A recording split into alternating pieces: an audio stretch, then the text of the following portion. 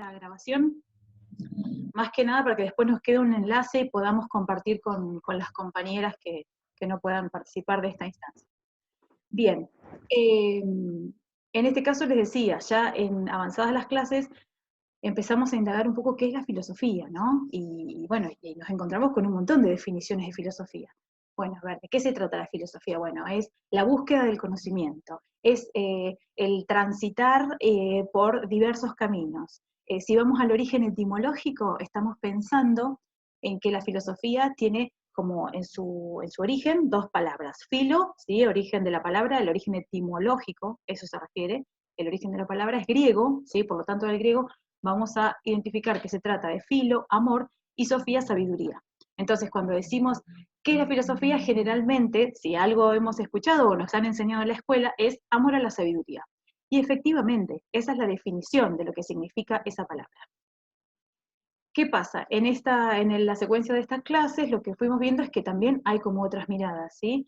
No sé, por ejemplo, voy a retomar algunas de las citas que ustedes vieron en las clases, donde tenemos una filósofa argentina, que es Esther Díaz, que Esther Díaz nos dice que la filosofía se trata de planteos existenciales, planteos o preguntas que nos atraviesan la vida, y que lo que dice Esther Díaz es que esos planteos y esas preguntas siguen siendo las mismas de cuando se originó todo este pensamiento, que cuando si tuviéramos que ponerle una fecha de cuándo surge la filosofía de Occidente, ¿sí? Hago esta aclaración, ¿por qué? Porque Oriente ya nos llevaba mucha ventaja haciendo reflexiones y teniendo sus propios pensamientos y sabiduría.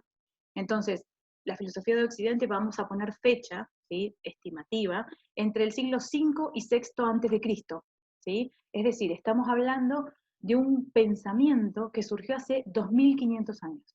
Esa es la antigüedad del pensamiento filosófico inicial, ¿sí? Aclaro, vamos a decir occidental, de esta parte del mundo, ¿sí? No nos vamos a meter con Oriente en esta materia, pero sí tenemos que saber que no todo el mundo empezó a desarrollar este pensamiento al mismo tiempo ni de la misma manera, ¿sí? Por eso enfoco tanto en que es una filosofía de Occidente.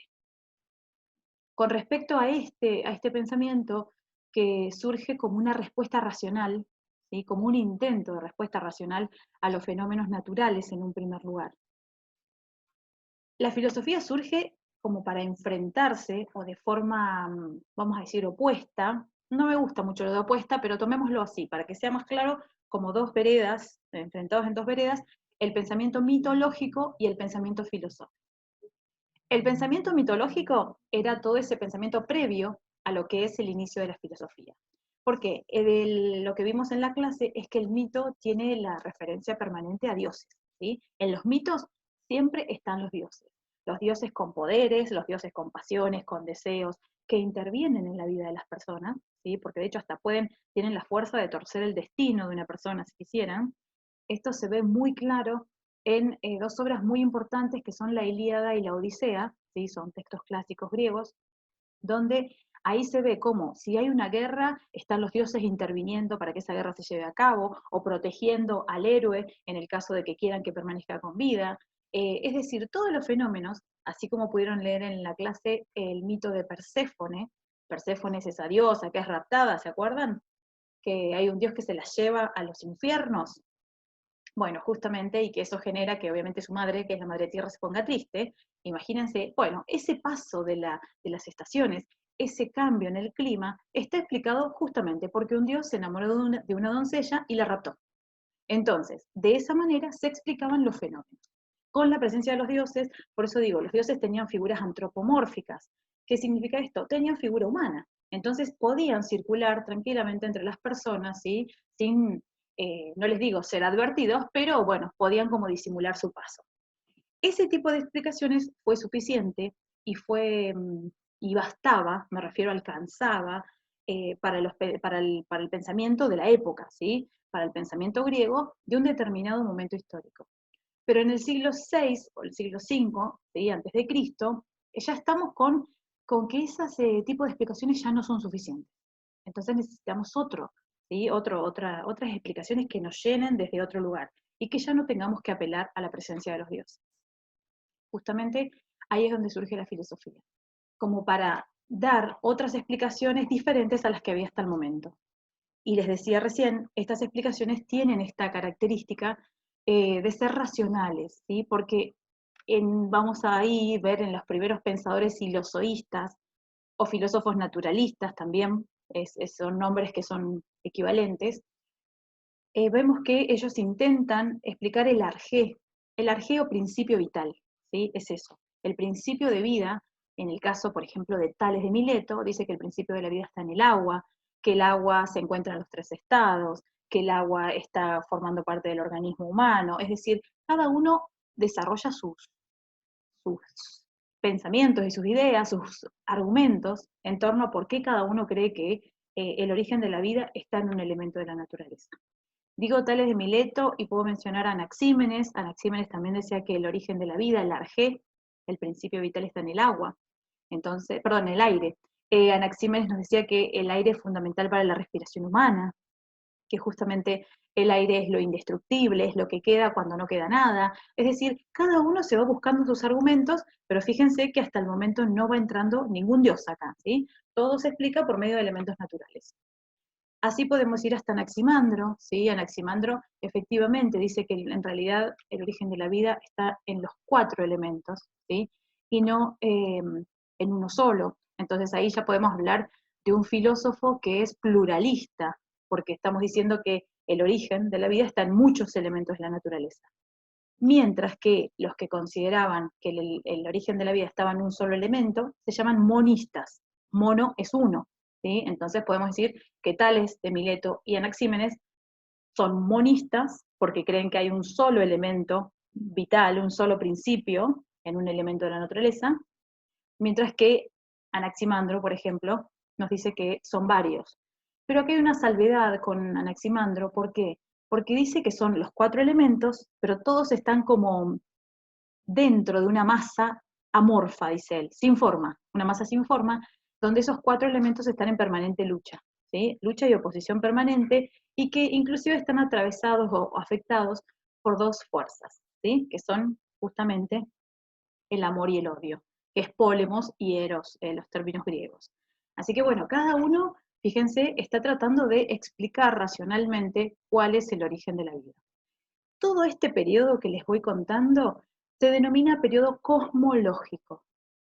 ¿Qué significa cosmológico? Bueno, justamente acá aparecen 2 palabras otra vez en el griego. Cosmos, cosmos significa totalidad ordenada, ¿sí? Cosmos es el universo ordenado o la armonía del universo, si quieren. Por eso siempre cuando decimos el cosmos, generalmente pensamos en el universo, pero en realidad tiene que ver con un orden, con una armonía.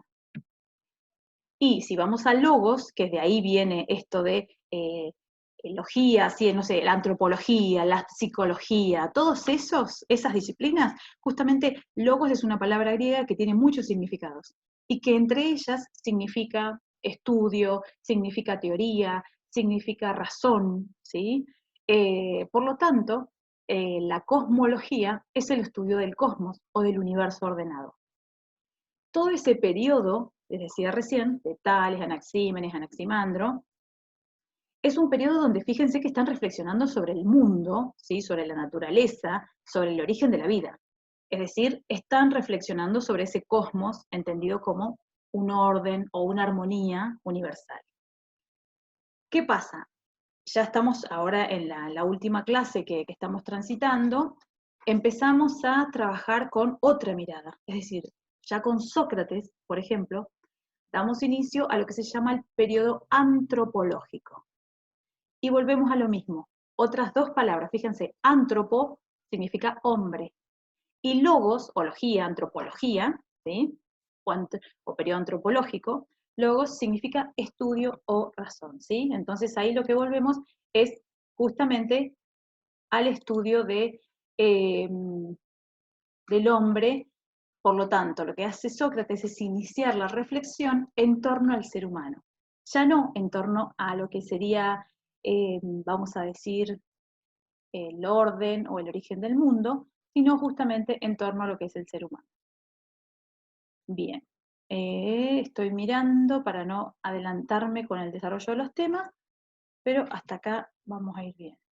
Bien, no me quiero olvidar nada, y después, por supuesto, les habilito las preguntas que ustedes consideren, ¿sí? Bien, entonces les decía, ya con Sócrates inauguramos un periodo antropológico, estamos hablando concretamente, sí, siglo V, ¿sí? Donde Sócrates empieza a preguntarse por, justamente, esto surge todo con una anécdota de su amigo Querefonte, ¿sí? Que va al oráculo. El oráculo es como si fuéramos a tirarnos las cartas, ¿sí? Como si fuéramos a que alguien nos haga una predicción del futuro. El oráculo lo que hacía es justamente decir predicciones, pero esas predicciones no se decían literalmente o de manera muy clara, como todo, ¿no? Como todo lo cósmico, no es claro. Entonces, lo que le llega a Querefonte, que es el amigo de Sócrates, es que el hombre más sabio, ¿sí? Justamente, Sócrates es el hombre más sabio. Esto obviamente, como todo amigo, va inmediatamente a contárselo a Sócrates y le dice, mira, che, fíjate que lo que está diciendo el oráculo, ¿no? Y Sócrates, lejos de considerarse, uy, mira qué bien lo que están diciendo de mí, o mira qué interesante, en realidad lo que propone es cómo puede ser que el oráculo esté diciendo semejante, vamos a decir, adivinación, y él lo asume como una misión, ¿sí? No es que él se ubica en el lugar cómodo de decir, ah, bueno, ya que soy el hombre más sabio, ya está. No, no, al contrario, él se ubica en un lugar donde dice, voy a asumir como la misión. ¿Y la misión cuál es? Bueno, si yo soy el hombre más sabio, en realidad no sé, dice él, por qué lo está diciendo, porque justamente una de las frases más famosas de él es, solo sé que no sé nada. Entonces dice, no sé, no entiendo por qué está diciendo esto, pero bueno, voy a tratar de demostrar lo frágil y lo limitado que es el conocimiento humano. Entonces, ¿cómo lo hace? Sale a caminar, ¿sí? Por las plazas, por los gimnasios, por todos los lugares públicos, y empieza a dialogar con la gente. Porque de hecho para él la filosofía se hace de esa manera, se hace dialogando, se hace hablando con el otro, no se hace en solitario en casa, o solo escribiendo, como por ahí nos podemos representar un filósofo. No, para Sócrates la filosofía es viva, se mantiene en el diálogo, y justamente es la forma de mantenerla. Ahí, en eso que él asume como misión, él dice, bueno, voy a hablar con la gente y voy a preguntarle qué sabe, qué cree saber. Y ahí es donde empieza todo esto que se conoce como el método socrático o los momentos del diálogo, ¿sí? Es lo mismo.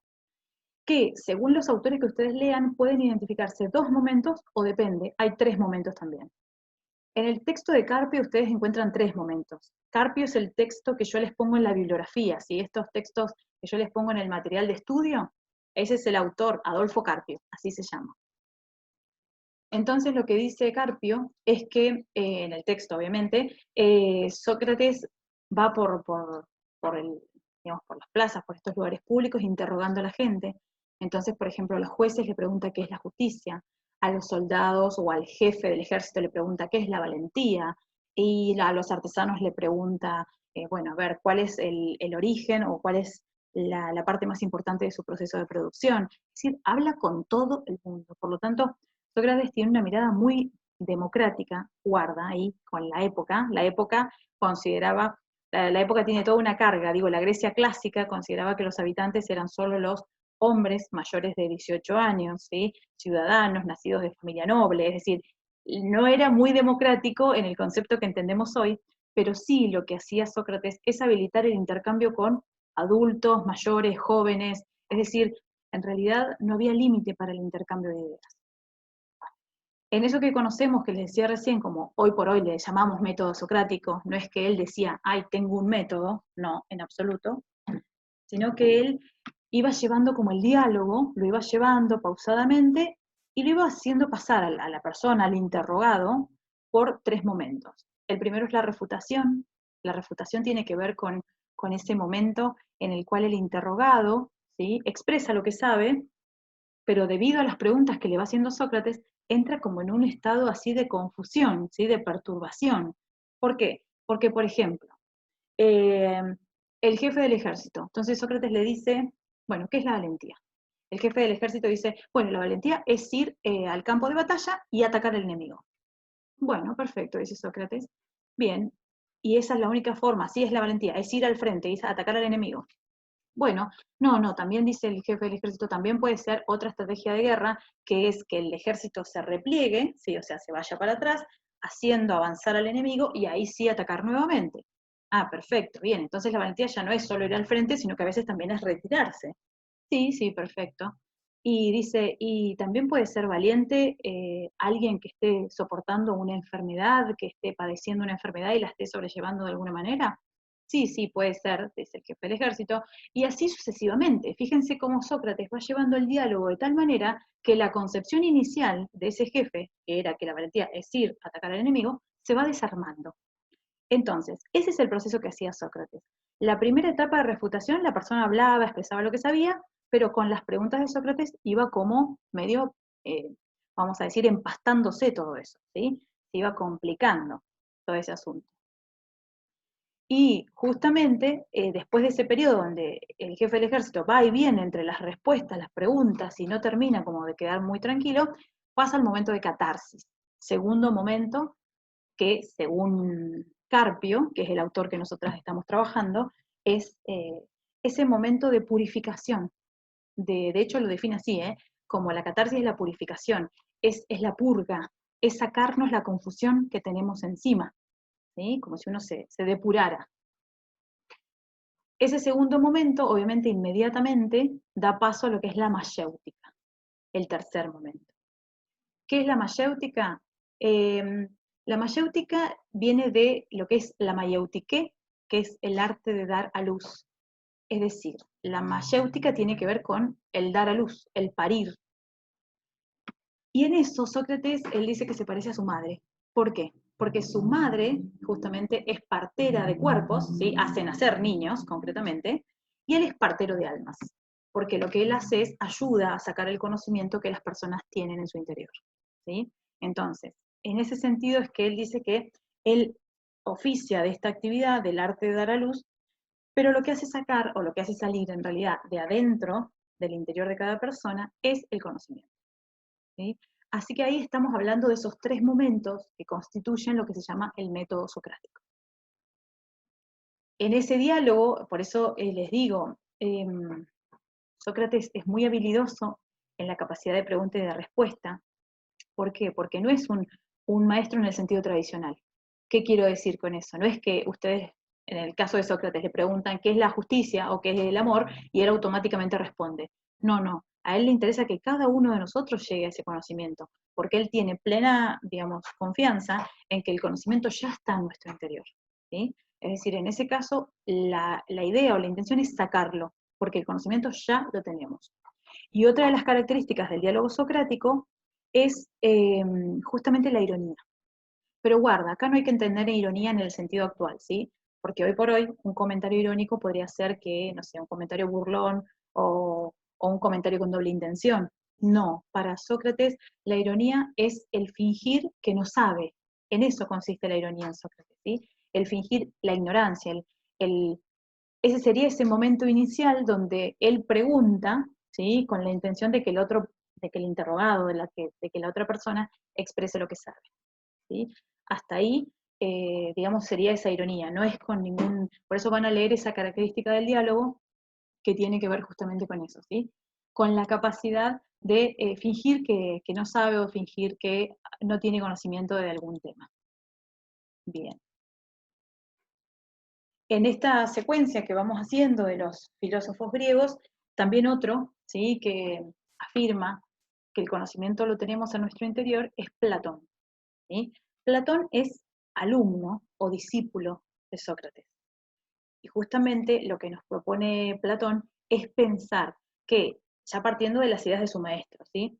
Lo que sí voy a aclarar es que Sócrates no termina de la mejor manera, ¿sí? De hecho, Sócrates es asesinado producto después de, digamos, como resultado de un juicio. La misma ciudad de Atenas lo lleva a juicio a él, acusándolo de, lo primero es como, lo plantean como pervertir a los jóvenes, pero ¿en qué sentido? En cómo enseñarle digamos, esta habilidad o el hábito de preguntar, ¿sí? Esto de corromper a los jóvenes, así se enuncia como la acusación. En la medida que él le enseñaba, porque él, de hecho, si estaba en las plazas, estaba en los gimnasios, todo el mundo estaba viendo su actividad. Los jóvenes, obviamente, van viendo esa situación y también van ensayando eso que hacía Sócrates. Es decir, cuando una ciudad se ve enfrentada, ¿sí? A que los jóvenes empiezan a cuestionar, a preguntar más de la cuenta, que ponen en evidencia a los adultos de la ciudad que no tienen el conocimiento. Ese tipo de situaciones obviamente generó mucho rechazo en la ciudad de Atenas, y la segunda acusación tiene que ver con el introducir nuevos dioses. Y acá lo que hay que aclarar es que en Grecia, hace 2500 años atrás, estamos hablando de una cultura politeísta, es decir, había dioses para todo, ¿sí? Estaba el dios del sol, tenemos a Apolo, tenemos al dios del Olimpo, tenemos a Zeus, es decir, dioses, pero de lo que pidan había. Pero bueno, a él lo acusan por introducir un nuevo dios, que es como, él lo denomina un daimon, ¿sí? Que la traducción a veces suele ser como el demonio, pero no es un demonio como en la representación que tenemos nosotros, sino que para él él dice que hay una voz que cuando él va a cometer un acto incorrecto, vamos a decirlo en estos términos, esa voz como que le advierte, de que no lo haga, ¿sí? Eso, por decir eso y por afirmar que él escuchaba algo que lo detenía antes de cometer una acción, bueno, esa voz es lo que él define como daimon, y por eso justamente es que lo llevan también a juicio, ¿sí? Obviamente ese juicio es visto y es contemplado por los integrantes de la ciudad. Muchos de sus discípulos se ofrecieron a ayudarlo en ese juicio, pero él decide defenderse solo, ¿sí? Y por medio de distintos argumentos, se va enfrentando a las distintas acusaciones, finalmente él, bueno, como que acepta la decisión del pueblo, en realidad de los jueces que lo están juzgando, y efectivamente la condena es a que él, en realidad le dan dos opciones, ¿sí? Porque se puede ir de la ciudad y vivir como un extranjero en otro país, que para la época era impensado, porque era como similar a la mismísima muerte, o bueno, o morir, que le proponen bebiendo un veneno que es la cicuta, ¿sí? Cicuta justamente es como un veneno que lo terminaría con sus días. Bueno, efectivamente todos los discípulos, entre ellos Platón, por eso hago este relato, intentan salvarlo, ¿sí? Intentan sobornar al carcelero, intentan, bueno, que se vaya a vivir a otro país, pero que no muera concretamente. Y él, coherente en pensamiento y acción, porque si hay algo que decir de Sócrates es que fue coherente, ¿sí? Él enseñó de una manera, sostuvo sus ideas y murió, ¿sí? Sosteniendo esas ideas, porque para él no le estaba haciendo ningún daño a la sociedad con esto de, digamos, habilitar la pregunta, la duda, la consulta, esto de repreguntarnos permanentemente, el ver hasta dónde sabemos lo que sabemos, porque a veces creemos saber cuando en realidad no sabemos nada. Entonces, esa actitud es justamente la que lo acompaña hasta el último día, hasta el último momento sería, porque él dice, bueno, una vez que ya estaba a punto de beber el veneno, él dice, bueno, no sé quién pasa a mejor vida, ¿sí? Si yo que me muero o ustedes que se quedan acá, porque él decía que él iba a ir al infierno, el infierno no es la representación que tenemos, sino como el infierno, el tránsito de las almas por el tártaro, ¿sí? Así se lo define en Grecia. Él dice que en ese tránsito él iba a seguir dialogando con todos los que ya habían muerto, así que en realidad él no iba a detener su actividad. ¿Por qué digo, les comento esto? Bueno, finalmente obviamente murió, pero quien retrata, y cuando digo retrata, en realidad quien recupera toda esa historia, que se llama, hay un texto escrito que se llama La Apología de Sócrates, ¿sí? Que es la defensa de Sócrates, ese es el sentido, es Platón. Entonces, su discípulo, su alumno, viendo toda esta situación, participando de los juicios, toda esta cercanía que tenía con Sócrates, él es el único que puede recuperar esto. ¿Por qué? Porque Sócrates no escribió nada, ¿sí? Entonces no hay nada escrito de Sócrates, no tenemos una obra, no hay un fragmento, no hay nada. Porque él, al considerar que la filosofía se hace hablando, se hace por medio de la palabra, y la palabra viva, justamente se niega a escribir. Él dice, de hecho, que la escritura es como el veneno del alma, ¿sí? El poison, dice él, del alma, en este sentido que lo que queda escrito queda fijo, queda estático, no cambia, ¿sí? Porque ya está escrito, ¿sí? Muchas veces, fíjense cómo nos pasan los exámenes, escribimos algo, bueno, queda ahí, ¿sí? Bueno, es justamente lo que él no quiere que la filosofía se siga replanteando, repreguntando, reformulando permanentemente. Y por eso es que él apela a que no va a escribir nada, pero sí, obviamente, sus discípulos, entre esos está Platón, está Genofonte, hay varios que van recuperando lo que fue la vida de Sócrates. Los testimonios, por lo tanto, que tenemos de Sócrates son de discípulos, ¿sí? Nada de su obra o de su pensamiento, en realidad, fue escrito por él. Que también es dudoso. ¿Por qué? Porque después aparece Platón, ¿sí? Obviamente discípulo de Sócrates, con toda esta experiencia encima, escribiendo, y escribe diálogos. Entonces, la escritura de Platón, ustedes tienen que saber, no escribe como una obra que podemos llegar a tomar en cualquier, digamos, materia, sino que él escribe en forma de diálogo, y siempre en esos diálogos está uno de los que habla, es Sócrates, ¿sí? Es Sócrates con Eutifrón, es Sócrates con Xenofonte, es Sócrates con... Siempre está Sócrates como personaje principal, y él va interactuando con esos diferentes interlocutores. De ahí lo complejo que es que no se sabe bien hasta qué punto eran ideas de Sócrates y hasta qué punto son las ideas de Platón puestas en boca de Sócrates, ¿sí? Por lo tanto, se cree que los diálogos iniciales, los de más joven, ¿sí? de Platón, eran fieles al pensamiento de Sócrates. Ya los diálogos más adultos ya tienen que ver con ideas propias de Platón, ¿sí? Pero bueno, esto es un trabajo, ¿sí? de análisis de esos textos. Con respecto a Platón, hay una novedad, a diferencia de su maestro, ¿sí? Coinciden en esto, ambos, en que el conocimiento está en nuestro interior, ¿sí? O sea, el conocimiento está ahí, eso seguro. Pero, digamos, difieren en el caso de decir, Platón afirma que existen dos mundos. Ya acá tenemos una novedad muy importante para la época. Afirma la existencia de dos mundos, un mundo sensible y un mundo inteligible. Estos dos mundos, bueno, el mundo sensible es este en el que estamos todas, ¿sí? Acá en esta pandemia, en este coronavirus, este sería el mundo sensible, ¿por qué? Porque es el mundo que podemos conocer por medio de los sentidos, ¿sí? Cuando digo los sentidos me refiero a lo que podemos ver con los ojos, oír con los oídos, con las orejas, o el gustar con la boca, es decir, todo lo que active los 5 sentidos, ¿sí? Es justamente parte del mundo sensible. Por lo tanto, acá lo que dice Platón es que hay cosas, cosas concretas, ¿sí? Vemos sillas, vemos mesas, vemos puertas, ¿sí? Vemos perros, vemos personas. Bueno, ahí hay cosas. Mientras que en el mundo inteligible, que es un mundo, inteligible es una palabra que por ahí cuesta como incorporar, pero o mundo de las ideas, es lo mismo, ¿sí? El mundo de las ideas es el mundo justamente donde están las esencias, donde están las ideas concretamente. Y es un mundo al que solo se accede por medio de la razón. Es un mundo al que solo se accede intelectualmente. Por lo tanto, ¿qué quiero decir?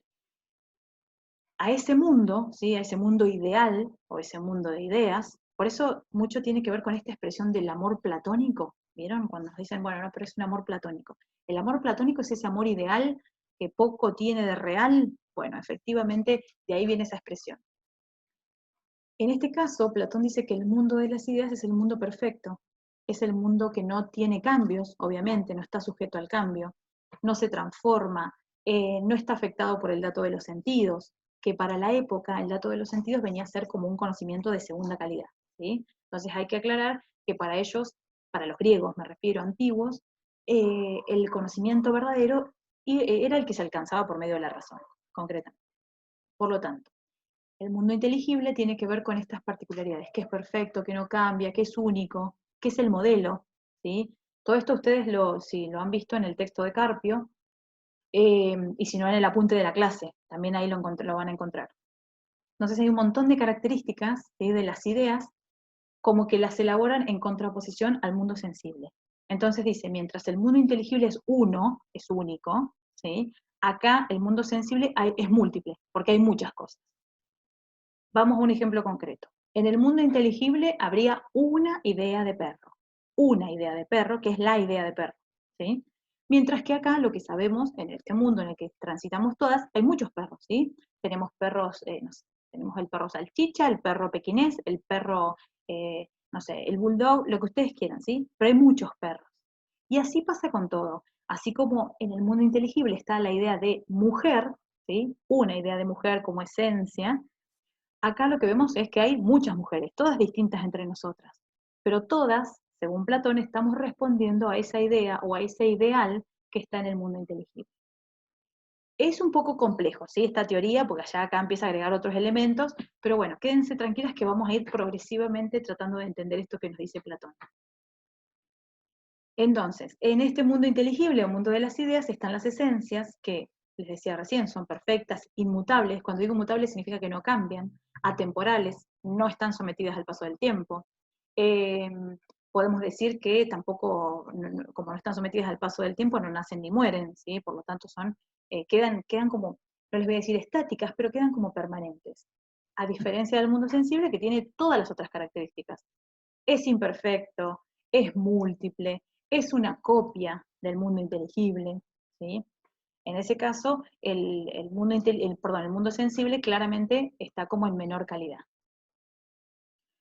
Entonces, ahí bien, ahí la leo a Graciela, bienvenida Graciela. Entonces, les decía, ese mundo que es la copia de segunda calidad es el que estamos acá. Pero él, para poder explicar cómo es que nosotros somos parte de ambos mundos, porque él dice, si el conocimiento está en nuestro interior, ¿cómo fue que llegó ahí?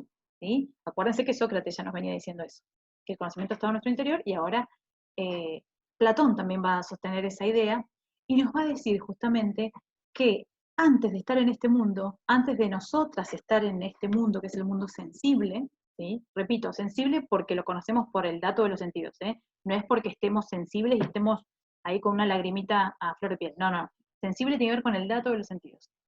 Entonces, dice que nosotros antes de estar acá, habitamos el mundo de las ideas, habitamos el mundo inteligible, ¿sí? Ese mundo de esencias, de ideas, de conceptos, concretamente piénsenlo así, un mundo de conceptos. Ya lo conocimos. Siendo almas, nosotras ya estuvimos allá. ¿Y qué pasó? Bueno, efectivamente, lo que pasó fue que nacimos y al nacer pasamos por el río Leteo o río del olvido.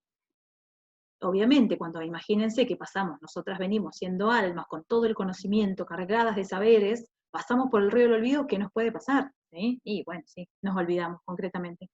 Y lo que pasó es que el alma se une al cuerpo en este mundo sensible. Hago, antes de seguir, perdón, nos queda 1 minuto de conexión, ¿sí? Les voy a pedir que si se nos corta nos volvemos a comunicar, ¿sí? A conectar con la misma dirección, ¿sí? ¿Me siguen todas hasta acá? ¿Estamos bien? Perfecto. Así que ahí en cuanto se corte, bien, gracias. Gracias, Natalia. Ahí en cuanto se corte nos volvemos a conectar.